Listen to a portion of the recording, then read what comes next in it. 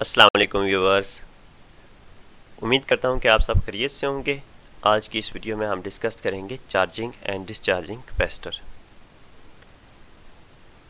इससे पहले हम इसकी प्रीवियस इंफॉर्मेशन को डिस्कस करते हैं। आपको पता है कैपेसिटर है क्या?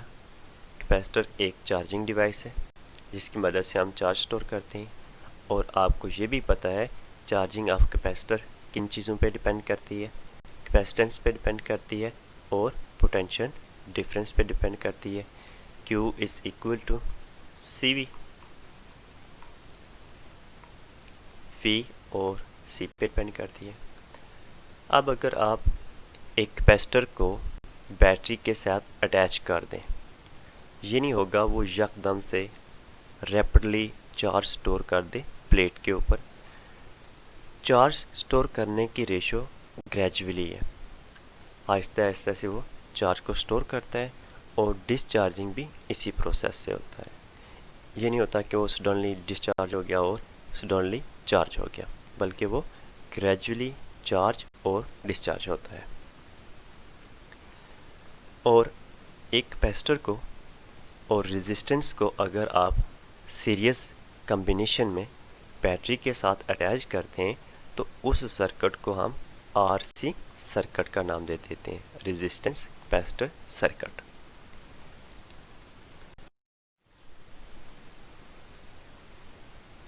एक प्रूफ करते हैं, इंपॉर्टेंट प्रूफ है MCQs एंड शॉर्ट क्वेश्चन के लिए।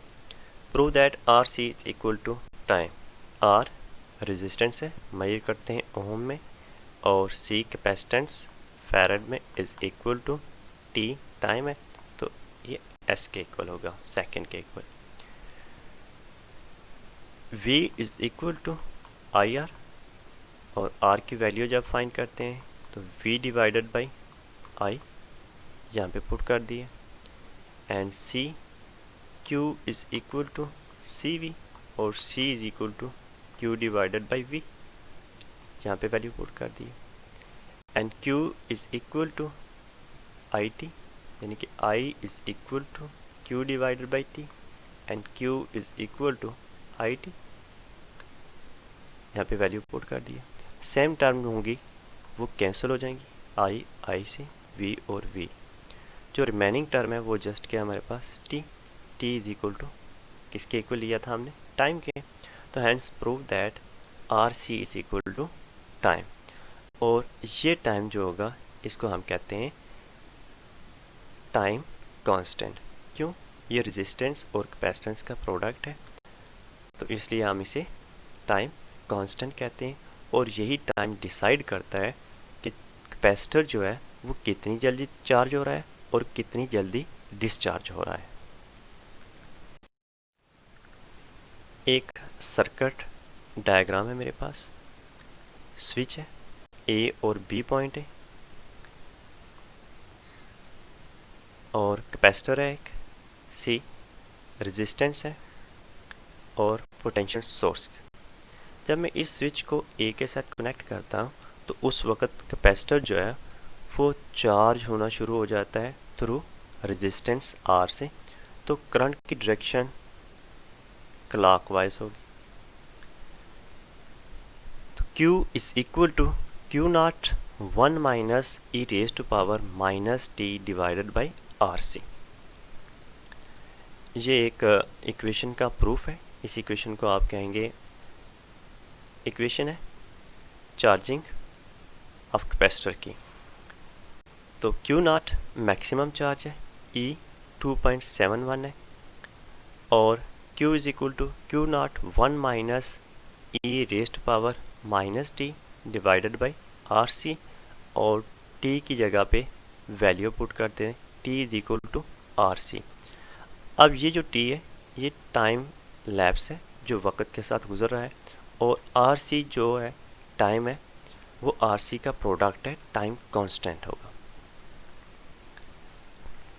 Q is equal to Q naught 1 minus E raise to power minus RC, और RC कैंसिल हो जाएंगे, सेम टर्म है। तो Q is equal to 1 minus E raise to power minus 1, और इसको positive करके लिखते हैं 1/E, और वैल्यू पुट किया है तो Q is equal to 0.63 Q naught. और ये था हमारे पास वन टाइम कांस्टेंट। अगर 2 का देखें 2RC के लिए, तो Q is equal to Q naught 1 minus E raise to power minus 2 RC divided by RC। RC और RC कैंसिल हो जाएंगे और Q is equal to Q naught 1 minus E raise to power minus 2।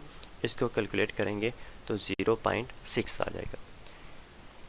मैं 3RC, 4RC और 5RC के लिए value calculate की हैं। जब टाइम 0 था तो उस वक्त चार्ज क्या था, 0 था। 1RC 63%, 2RC 86%, 3RC 49%, 4RC 98% और 5RC 99%। एक्स एक्सिस के अलावा टाइम है और मैं यहाँ पे लिखना शुरू कर देता हूँ। 0 है, 1RC, 2RC, 3RC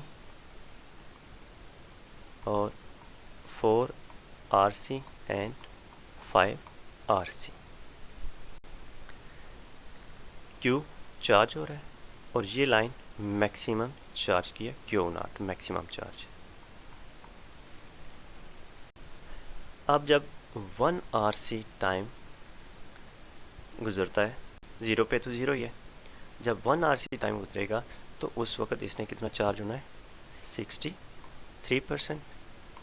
यहाँ पे 2RC में 86, 3RC में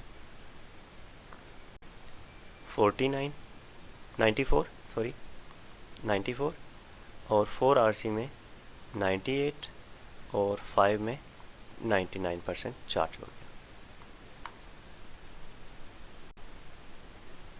अब यहाँ पे मैं लिख देता हूँ 63%।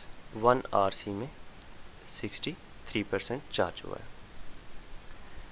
अगर RC का प्रोडक्ट 1 सेकेंड है तो इसका मतलब है टाइम स्मॉल है तो कैपेसिटर भी जल्दी चार्ज हो रहा है। अगर RC का प्रोडक्ट लार्ज है तो उस वक्त कैपेसिटर भी क्या होगा, लार्ज टाइम लेगा स्टोर करने के लिए।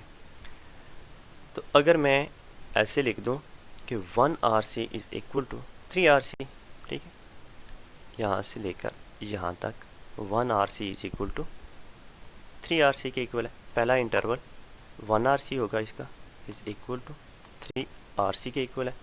तो उस वक़्त चार्ज कितना होगा, 63% चार्ज होगा। तो हमारे पास जो ग्राफ बनेगा वो इस तरह का बनेगा, टिल्ट होगा एक्स एक्सिस के अलावा। तो ये ग्राफ जो है ये स्मॉल टाइम के लिए और ये लार्ज टाइम के लिए।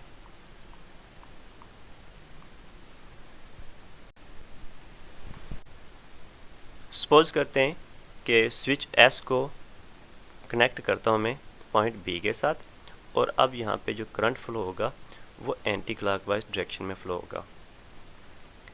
हायर पोटेंशियल से लोअर पोटेंशियल की तरफ फ्लो हो रहा है और जितना भी हमने कैपेसिटर की प्लेट के ऊपर चार्ज स्टोर किया था वो रिड्यूस हो रहा है, कम हो रहा है। अब जो चार्ज डिस्चार्जिंग प्रोसेस है ये भी क्या होगा, ग्रेजुअली होगा, एकदम से ज़ीरो नहीं होगा बल्कि स्लोली डिस्चार्ज होगा। Discharging equation of capacitor Q is equal to Q naught e raise to power minus t divided by RC और T is equal to RC के इक्वल है। यहाँ पे वैल्यू पुट करते हैं तो Q is equal to Q naught e raise to power -1 और यहाँ पे वैल्यू पुट करेंगे E की तो आएगा 0.37 QE0। तो परसेंटेज में कन्वर्ट करेंगे तो 37% हो जाएगा। तो 1RC में टोटल कैपेसिटर से 37% डिस्चार्ज होगा।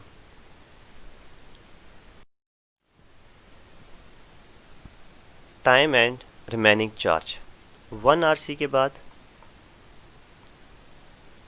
37% रिमेनिंग चार्ज होंगे, 2RC के बाद 13% और 3RC के बाद 5 और 4RC के बाद